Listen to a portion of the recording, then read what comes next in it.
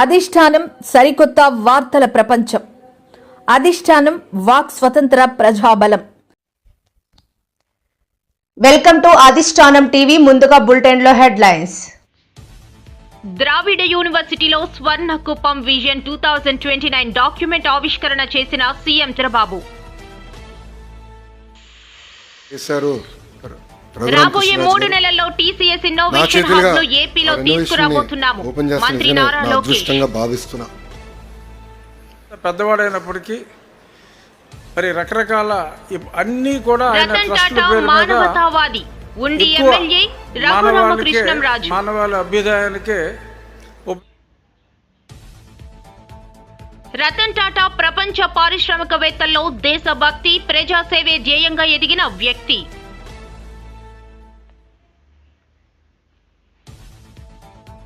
ప్రధాని మోదీ రాకను నిరసిస్తూ ఉక్కు ఉద్యోగులు పోరాట కమిటీ ఆధ్వర్యంలో చలో collectorate bike rally.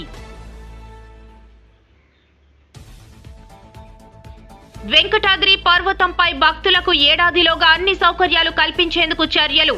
MLA Panchakarla Ramesh Babu హామీ.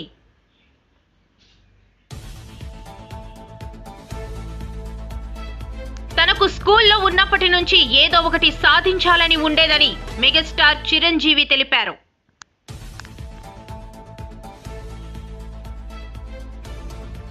ఏ శాఖ మీద అవగాహన లేకుండా సకల శాఖల మంత్రిగా లోకేష్. మాజీ మంత్రి గుడివాడ ఎద్దేవా. వైసీపీ హయాంలో రాష్ట్రం వెనుకబడిందని, అప్పులు కుప్పగా మారిందని ఏపీ సీఎం చంద్రబాబు అన్నారు. కష్టపడితేనే అభివృద్ధి సాధ్యమవుతుందని చెప్పారు. హైదరాబాద్లో నాడు తను చేసిన అభివృద్ధి ఫలాలు ఇప్పుడు వస్తున్నాయని చెప్పారు. ద్రవిడ యూనివర్సిటీలో స్వర్ణ కుప్పం విజన్ 2029 డాక్యుమెంట్ ఆవిష్కరణ సందర్భంగా నిర్వహించిన సభలో సీఎం మాట్లాడారు. నేను 2024 ఎన్నికైన తర్వాత మొదటిసారి వచ్చాను, రెండోసారి ఇప్పుడు వస్తున్నాను. దగ్గర ఈ ప్రభుత్వం వచ్చి, కొత్త ప్రభుత్వం ఎన్డీఏ ప్రభుత్వం వచ్చి తెలుగుదేశం ఆధ్వర్యంలో 7వ నెల. అదే సమయంలో ఎన్నికల్లో మీరందరూ అనేక ఆస్పిరేషన్స్ పెట్టుకున్నారు. 3 పార్టీల్లో ఉండే కార్యకర్తలు గాని, ప్రజలు గాని, యువత గాని అందరూ కూడా అనేకమైన ఆస్పిరేషన్స్ పెట్టుకున్నారు. దానికి కూడా కారణం మనం చూస్తే 5 సంవత్సరాలు ఈ రాష్ట్రంలో ఒక విధ్వంస పాలన జరిగింది. వ్యవస్థలన్నీ కూడా విధ్వంసం చేసే పరిస్థితికి వచ్చారు. రాష్ట్ర ఆర్థిక పరిస్థితిని చిన్నాభిన్నం చేశారు. ఎవరన్నా ఫ్రీగా మాట్లాడలేని పరిస్థితి తీసుకొచ్చారు. ఫైనల్ గా మనం చూస్తే ఎక్కడికక్కడ అభివృద్ధి స్టాండ్ స్టిల్ అయిపోయి, ఎక్కడ చూసినా ప్రజలను అణిచివేయడానికి ప్రయత్నం చేశారు తప్ప ప్రజలకు మంచి చేయాలన్న ఆలోచన లేకుండా పోయింది. అయితే ఇది నాకు కొత్త కాదు. ఈ నియోజకవర్గం నుంచి ఎమ్మెల్యేగా నేను ఎక్కడున్నా కుప్పం ఎమ్మెల్యేని, ఈ నియోజకవర్గం ఎమ్మెల్యేని. ఆ రోజు సమైక్య ఆంధ్రప్రదేశ్ లో కూడా నేను ఎమ్మెల్యేగా ఉండి సుదీర్ఘకాలం 9 సంవత్సరాలు ముఖ్యమంత్రిగా పనిచేశాను. 10 సంవత్సరాలు ప్రతిపక్ష నాయకుడిగా పనిచేశాను సమైక్య ఆంధ్రప్రదేశ్ లోని. మళ్లీ మొదటి ముఖ్యమంత్రి ఇక్కడ అయ్యాను, రెండోసారి ముఖ్యమంత్రి అయ్యాను, ప్రతిపక్ష నాయకుడిగా పనిచేశాను. అదే సమయంలో మీరు చూస్తే నేను ఎప్పుడు కూడా రాజకీయాలంటే ఆషామాషిగా తీసుకోవడం కాకుండా రాజకీయాల ద్వారా ఒక మంచి పాలసీ తీసుకొస్తే, పబ్లిక్ పాలసీ తీసుకొస్తే ప్రజల చరిత్ర భవిష్యత్తును తిరగరాసే అవకాశం ఉంటుంది.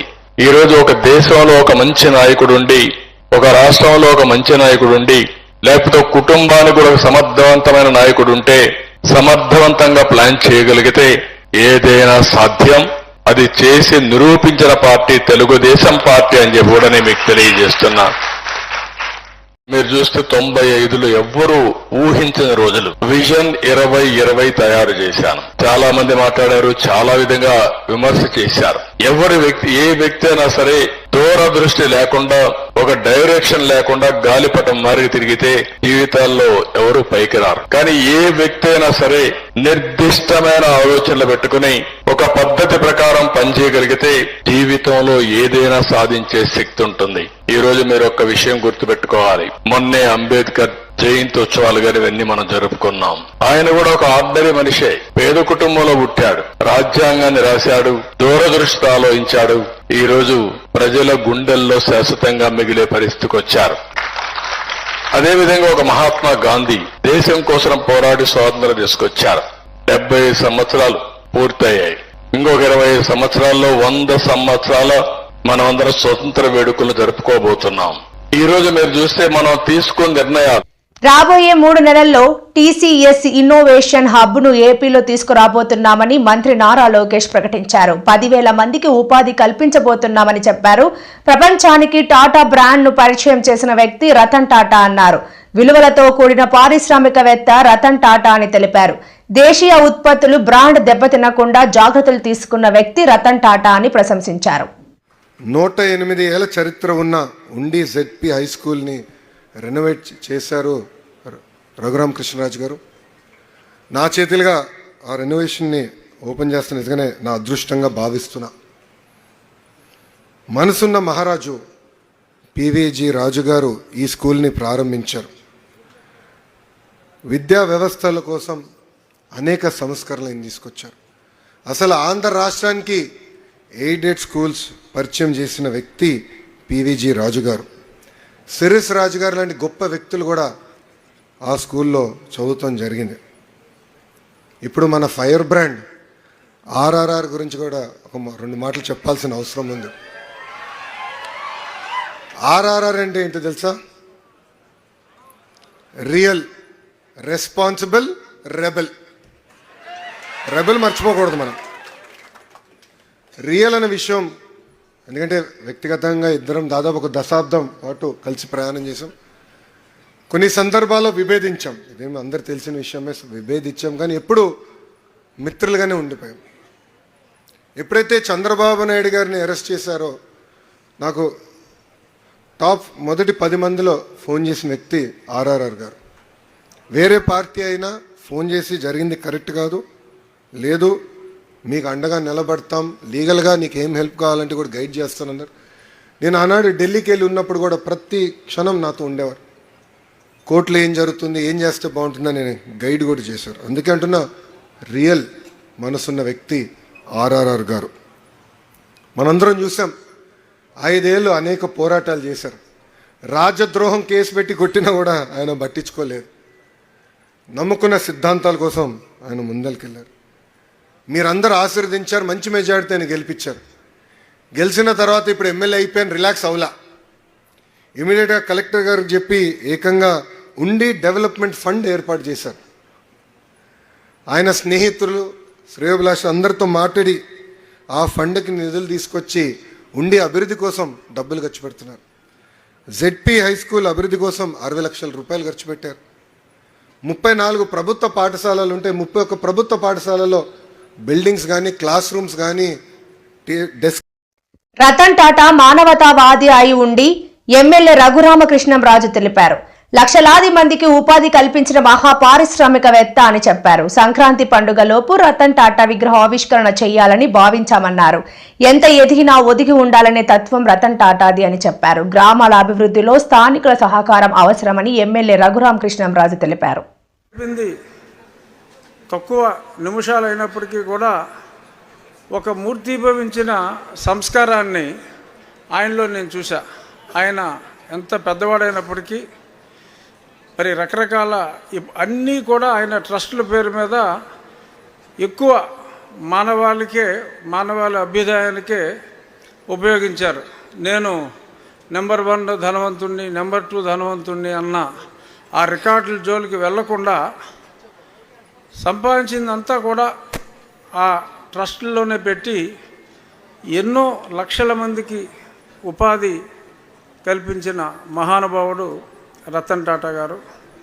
ఆయన మన మధ్య నుంచి దూరమైనప్పుడు నాకు ఈ ఆలోచన వచ్చిన తర్వాత, ఆయన కాంస్య విగ్రహం ఏర్పాటు చేయాలి అన్న ఆలోచన వచ్చిన తర్వాత నేను లోకేష్ గారిని ఇలా ఆలోచిస్తున్నాను, మీరు తప్పనిసరిగా ఆ కాంస్య విగ్రహ ఆవిష్కరణకి, ఎందుకంటే అదే సమయంలో ఆయన మరణానికి కొద్ది రోజుల ముందు లోకేష్ గారు టీసీఎస్ చంద్రశేఖరంతో ఆయన ఎయిర్పోర్ట్కి వస్తే కూడా వెళ్ళి రిసీవ్ చేసుకుని ఈ స్థాయిలో ఉన్నప్పటికీ మళ్ళీ ఎయిర్పోర్ట్కి వెళ్ళి ఆయన్ని డ్రాప్ చేసి, దానికి ముందు బాంబే మీటింగ్లో 10,000 ఉద్యోగాలు మన ఆంధ్రప్రదేశ్కి విశాఖపట్నం క్యాంపస్కి సాధించటం, ఆ విగ్రహావిష్కరణకి సరైన వ్యక్తి నారా లోకేష్ గారనే భావించి ముందు ఆయన్ని అనుమతి తీసుకున్న తర్వాత ఆయనకి ఎప్పుడు వీలైతే అప్పుడే రెడీ అయిన తర్వాత చెప్తామండి. మీరు ఎప్పుడు వీలైతే అప్పుడు మీ చేతుల మీదుగా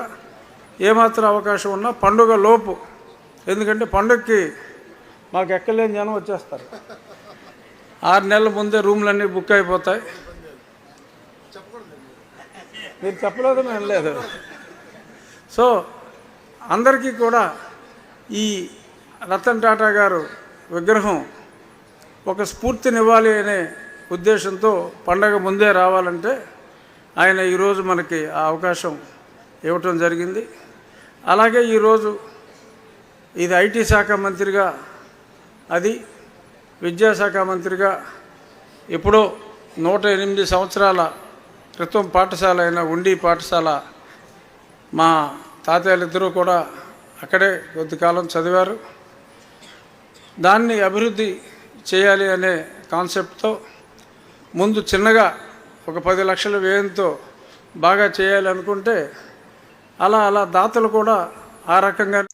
రతన్ టాటా ప్రపంచ పారిశ్రామికవేత్తల్లో దేశభక్తి, ప్రజాసేవే ధ్యేయంగా ఎదిగిన వ్యక్తి అని కేంద్ర మంత్రి శ్రీనివాస వర్మ ప్రశంసించారు. వ్యాపారం అంటే డబ్బు సంపాదించడమే కాదని చాటి చెప్పిన వ్యక్తి అని కొనియాడారు. అందుకే ఆయన ప్రపంచ కుబేరుల జాబితాలో ఆయన పేరు కనిపించిందన్నారు. ఒకనొక సందర్భంలో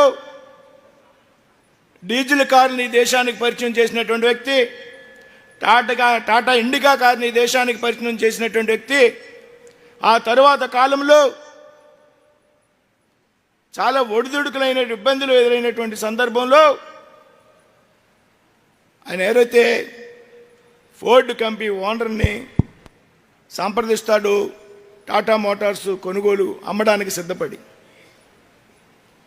ఆ సందర్భంలో ఆయన అవమానించినప్పుడు ఫోర్డ్ యజమాని నిరంతర అంకుఠిత దీక్షతో పనిచేసి వ్యాపార సామ్రాజ్యాన్ని ముందుకు తీసుకువెళ్తే ఆ తర్వాత అదే ఫోర్డ్ కంపెనీ యాజమాన్యం ఏదైతే ఉన్నదో వారు రతన్ టాటా గారికి ఆయన కంపెనీని అమ్మివేయడం జరిగింది. ఇది రతన్ టాటా గారి యొక్క విజయాన్ని. ఈ సందర్భంగా అటువంటి వ్యక్తి యొక్క మహోన్నత వ్యక్తి అక్టోబర్ నెలలో చనిపోయినప్పుడు దేశంలో సాధారణ ప్రజలు, రాజకీయ ప్రముఖులు, వ్యాపారవేత్తలు కాదు, ఈ దేశంలో ఎవరైనా ఒక పారిశ్రామికవేత్త చనిపోయినప్పుడు సాధారణ ప్రజలు కూడా కంట తడిపెట్టారు అంటే అది కేవలం రతన్ టాటా గారి విషయంలోనే సాధ్యమైంది అనేటువంటి విషయాన్ని సందర్భంగా చెప్తుంది. మరి అటువంటి రతన్ టాటా గారి విగ్రహాన్ని వెంటనే ఇక్కడ ఉండిలో ఏర్పాటు చేయాలి మొట్టమొదటిగా ఆలోచన చేసినటువంటి వ్యక్తి రఘురామకృష్ణంరాజు గారు. ఒక చక్కటి విగ్రహాన్ని ఈ ప్రాంతంలో ఒక సెంటర్గా అభివృద్ధి చేసి ఆ విగ్రహాన్ని ఏర్పాటు చేయలేనటువంటి ఆలోచన వచ్చినటువంటి ఆయన్ని ఈ వేదిక ద్వారా ముఖ్యంగా అభినందిస్తూ ఉన్నా. అదేవిధంగా మంత్రులు నిమ్మల రామానాయుడు గారు, వివిధ శాసనసభ్యులు, ఇవాళ ఈ జిల్లా యొక్క అదృష్టం ఇవాళ లోకేష్ గారికి చెప్తా ఉన్నా సార్, నిత్యం ప్రజల్లో ఉన్నటువంటి వ్యక్తులే ఇవాళ ఈ జిల్లాలో శాసనసభ్యులుగా ఎన్నికయ్యారు. ప్రతి శాసనసభ్యుడు కూడా ఇవాళ ప్రజల్లో కలిసి మమేకమై కలిసి పనిచేసేటటువంటి శాసనసభ్యులు ఇవాళ ఈ జిల్లా నుండి ఎన్నికయ్యారు. కాబట్టి రాబోయేటువంటి రోజుల్లో ఈ జిల్లా అభివృద్ధిలో మీ వంతు సహకారం మాకు. విశాఖ గాజువాక ప్రధాని మోదీ రాకను నిరసిస్తూ ఉక్కు ఉద్యోగులు పోరాట కమిటీ ఆధ్వర్యంలో చలో కలెక్టరేట్ బైక్ ర్యాలీ చేపట్టింది. తెలుగోడు అక్కంటూ 1424 రోజుల నుంచి ఉద్యమం నడుస్తూ ఉంది. ఈ ఉద్యమ నేపథ్యంలో ఎల్లుండ దేశ ప్రధాని మోడీ గారు 3వసారి విశాఖపట్నం వస్తూ ఉన్నారు. వారిని పోరాట కమిటీని డిమాండ్ చేస్తూ ఉన్నాం. విశాఖపట్నం స్టీల్ ప్లాంట్ సౌత్ ఇండియాలో ఉన్న ఏకైక స్టీల్ ప్లాంటు, దీన్ని అమ్మడం లేదని ప్రకటిస్తూ సెయిల్లో విలీనం చేస్తామని చెప్పేసి ప్రకటన చేయాలని చెప్పేసి వారిని డిమాండ్ చేస్తూ ఉన్నాం. అట్లాగే విశాఖపట్నం స్టీల్ ప్లాంట్ సొంత గనులు లేవు, 3 సంవత్సరాలు ట్యాక్స్ హాలిడే ఇవ్వాలని చెప్పేసి నెలల తరబడి ఉద్యోగులు జీతాలు ఇవ్వకుండా ఉద్యోగుల తాలూకా డబ్బుల్ని 2000 కోట్లు పెట్టుబడి పెట్టి కంపెనీ నడిపే పరిస్థితి భారతదేశంలో ఎక్కడ లేదు, ఇక్కడ ఉన్నది. అయినప్పటికీ కూడా ఈ ప్రభుత్వం శతకం వేస్తూ ఉంది. ప్రభుత్వం 5,000 కోట్ల రూపాయలు పెట్టుబడి పెడితే 54,000 కోట్ల రూపాయలు పన్నులు కట్టాం. కాబట్టి 3 సంవత్సరాల పాటు ట్యాక్స్ హాలిడే ఇమ్మంటున్నాం. చాలామంది పారిశ్రామికవేత్తలు బ్యాంకులకి 19 లక్షల కోట్లు ఎగ్గొట్టారు. మేము ఎప్పుడు ఒక రూపాయి కూడా ఎగ్గొట్టలేదు. రూపాయి ఎగ్గొట్టకుండా ట్యాక్స్ హాలిడే మాత్రం అడుగుతా ఉన్నాము. ఎల్లుండ మోడీ గారు సభలో విశాఖపట్నం స్టీల్ ప్లాంట్ సెయిల్లో విలీనం చేస్తూ 3 సంవత్సరాల ట్యాక్స్ హాలిడే ఇస్తూ ప్రకటన చేయాలని చెప్పేసి దానికోసం రాష్ట్రంలో ఉన్న అధికార పార్టీ, ప్రతిపక్ష పార్టీ, కమ్యూనిస్ట్ పార్టీలు అన్నీ కూడా ఒత్తిడి తీసుకురావాలని చెప్పేసి కోరుతూ ఇప్పుడు చెలో కలెక్టరేట్ పోతా ఉన్నాం. ఇక్కడ బయలుదేరి శ్రీనగర్ మీదుగా, గాజువాక మీదుగా, ఎన్ఐడి కొత్త రోడ్డు నుండి కంచనపాలెం మీదుగా సంపత్ వినాయక టెంపుల్ దగ్గర నుండి బీచ్ ఒడ్డుకు వెళ్ళి ఆడ కోట్లపేట దగ్గర కార్లు బళ్ళు పార్క్ చేసి అక్కడి నుంచి పాదయాత్రగా కలెక్టర్ ఆఫీస్కి వెళ్ళి కలెక్టర్ గారికి మెమోరాండం ఇవ్వబోతా ఉన్నాం.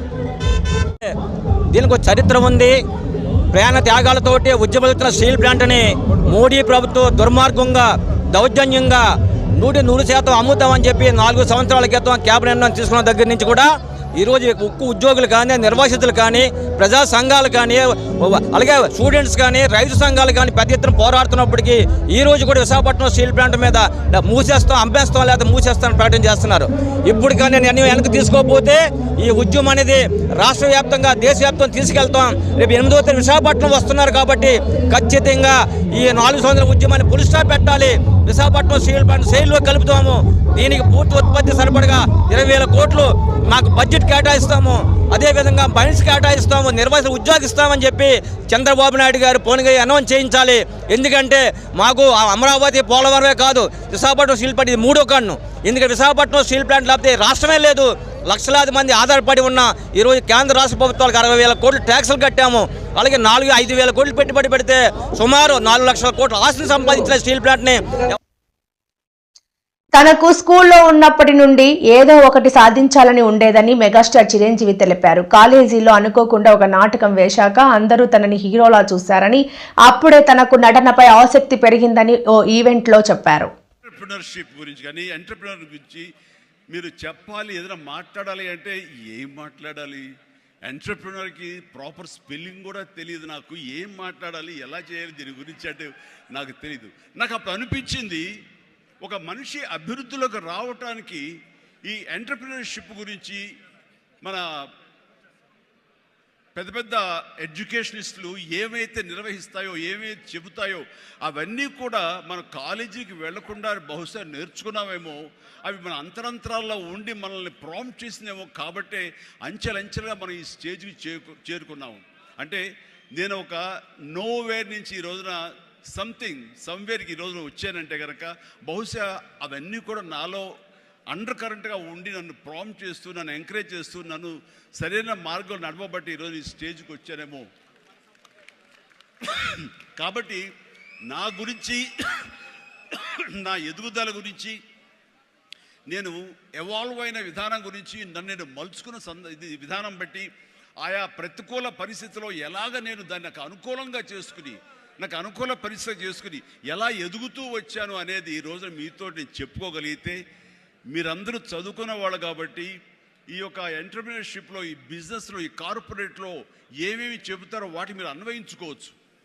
అందులో ఈరోజు నా గురించి నేను చెప్పుకోవాల్సి వస్తే కనుక ఒక సాదాసీదాగా ఒక లో మిడిల్ క్లాస్ ఫ్యామిలీ నుంచి ప్రారంభించిన వాడిని ఈరోజు కొత్తగా నేను చెప్పాల్సిన అవసరం లేదు. కానీ ఇదివరకు గతంలో ఎవరితో షేర్ చేసుకోలేనటువంటి కొన్ని విషయాలు, అది ఈ రోజున ఫోటోగ్రాఫర్ ప్లీజ్ కూర్చోండి. ఆల్ ద 3 కానిస్టేబుల్ గారు ప్లీజ్, థ్యాంక్ యూ. వాళ్ళందరూ ఏమండి మీరు అడ్డొస్తారు, మీరు కిందకి వెళ్ళిపోండి ప్లీజ్, దట్ అడ్లేకండి. Thank you. సో నేను ఎలాగొచ్చాను, ఏమిటి నా మైండ్ సెట్ ఎలా ఉండింది, ఎప్పటికప్పుడు అది మార్చుకుంటూ ఎలాగ నేను ఎవాల్వ్ అయ్యాను అనేది ఈ రోజున మీతో నేను షేర్ చేసుకుంటే అది చాలామందికి ఆలోచింపజేస్తుంది, ఆచరించేలా చేస్తుంది. అది ఆమోదం అయితే కనుక అది వినియోగించుకునేలాగా కూడా చేస్తుందని నేను ఆశిస్తున్నాను. అండ్ నాకు చిన్నప్పుడు స్కూల్లో చేరినప్పుడు 7th 8th క్లాసుల్లో నాకు ఇంట్రెస్ట్ అనేది ఏమిటి అని అన్ని ఏదో ఒకటి సాధించాలి, ఏదో ఒకటి ఉండాలని ఉండేది. గేమ్స్ అనేది, ఆట అనేది ఎవరికి ఇష్టం ఉండదండి. చదువు అంటే కష్టం కానీ ఆట ఎవరికి ఇష్టం ఉండదు. సో చదువు వైపు తప్పనిసరిగా వెళుతున్నాం కానీ నా మనసు ఆటల వైపు అని. అప్పట్లో బాల్ బ్యాడ్మింటన్ ఉండేది, ఎల్లో బాల్ ఇలా ఉండేది. సో 1-2 రోజులు ఆడిన తర్వాత 3వ రోజు ఆడి ఎవడో ఏమో తెలియదండి, సరిగ్గా కొడితే అది నా కంటికి తగిలి కళ్ళు వాచిపోయింది. ఆ తర్వాత మళ్ళీ ఆ గేమ్ వైపు వెళ్ళలేదు. సరే వాలీబాల్ ఆడదాం కదా అంటే వాలీబాల్ ఆడ అవతల ఏ శాఖ మీద అవగాహన లేకుండా సకల శాఖల మంత్రిగా లోకేష్ తయారయ్యారని మాజీ మంత్రి గుడివాడ ఎద్దేవా చేశారు.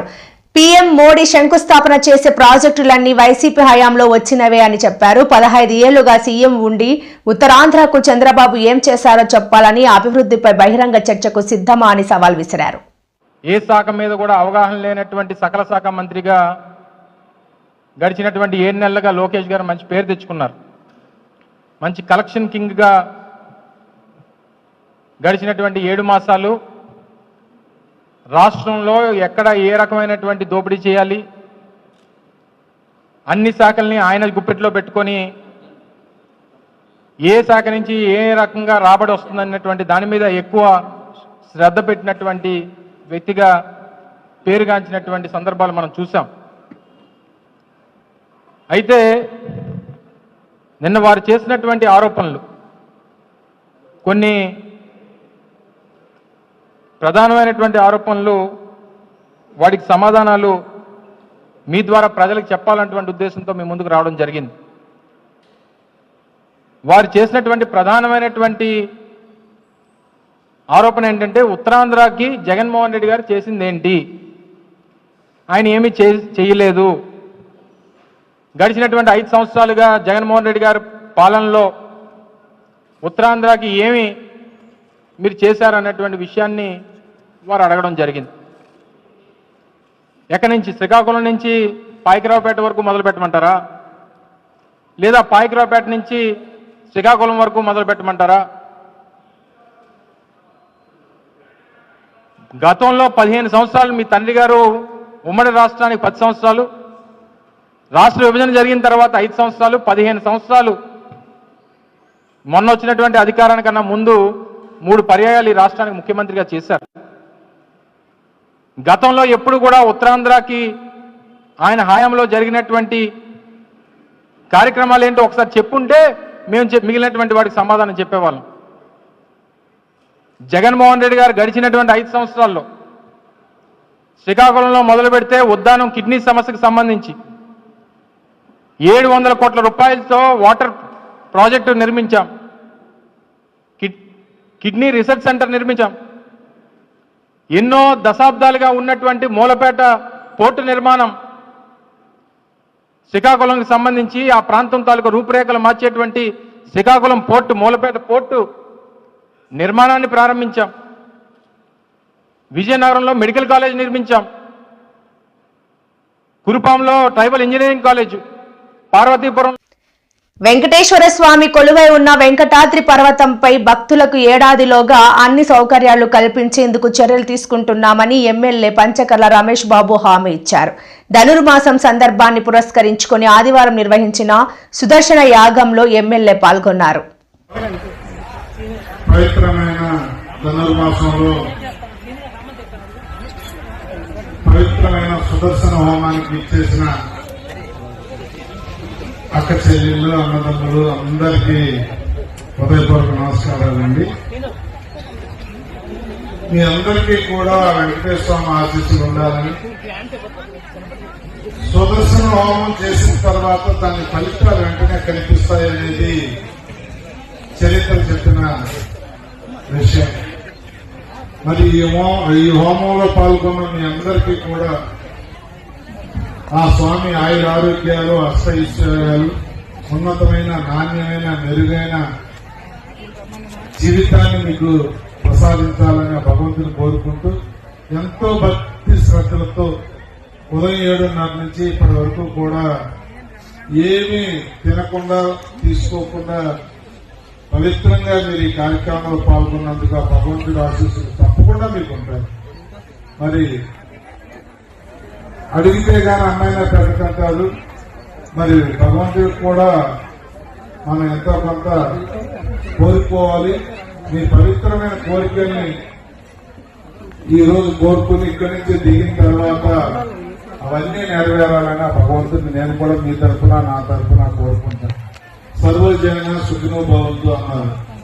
అందరూ బాగుండాలి, అందులో మనం ఉండాలి, ఇది జరగాలి. అలాగే స్వామి డైరెక్ట్ గా దేవుడు మనకు కనపడ్డు కాబట్టి ఇలాంటి మహానుభావుల్ని మనకు మధ్యవర్తిగా పెడుతుంటారు. ఆయన ఏమీ అడగను, నేను మాట్లాడను, 4 గంటల నుంచి వాళ్ళు కూర్చున్నారు అంటే ఏమి అసలు ఇదేం వాగ్దానాలు ఇవ్వక్కర్లేదు, మీరు మాట్లాడు